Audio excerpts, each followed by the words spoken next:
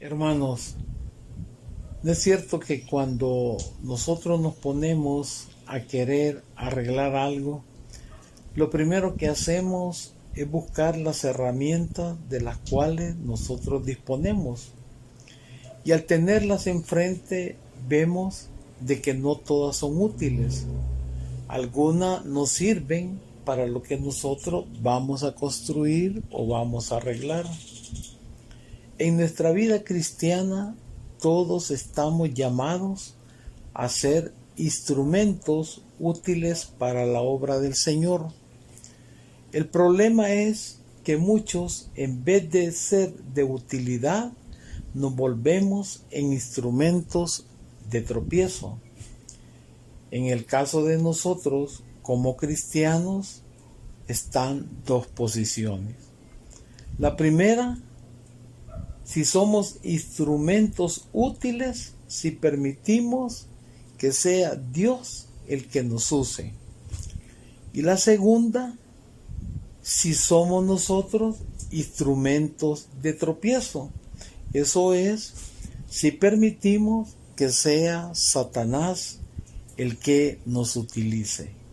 La reflexión de este día es titulada Herramientas de utilidad.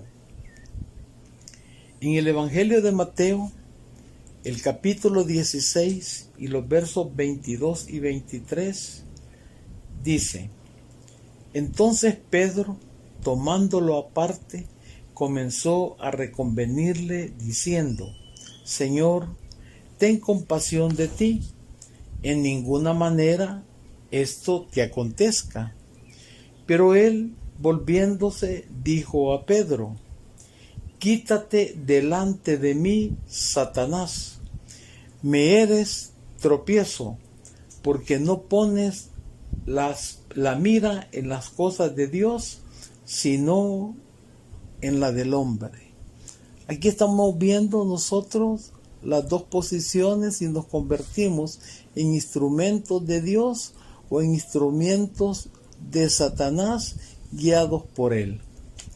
En este pasaje nosotros podemos ver al apóstol Pedro en un momento muy particular, porque pese a que fue uno de los discípulos de Jesús y caminó junto a él durante su ministerio terrenal, pero en ese momento el Maestro, nuestro Señor Jesucristo, lo llamó Satanás. ¿Cuál fue la razón por la que el Señor le dijo tal cosa? Sencillamente porque en ese momento Pedro estaba siendo un instrumento del enemigo, procurando y luchando que Jesús no llevara a cabo lo que fue determinado por Dios.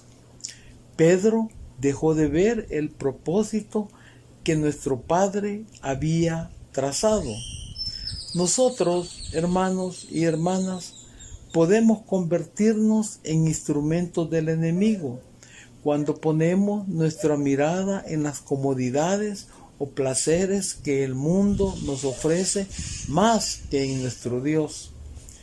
Pedro caminó con Jesús, escuchó sus enseñanzas, pero aún así fue atraído para desobedecer y ser tropiezo para nuestro Señor. Está claro que todos seremos seducidos para salirnos del propósito del Padre. Sin embargo, está en nosotros la decisión de ceder a la tentación o mantenernos firmes en los designios y propósitos de nuestro Señor. Es por ello que nuestro Señor Jesucristo nos instruye y nos dice, en la Nueva Traducción Viviente, Mateo 26, versículo 41, se lee de la siguiente manera: Velen y oren para que no cedan ante la tentación, porque el espíritu está dispuesto, pero el cuerpo es débil.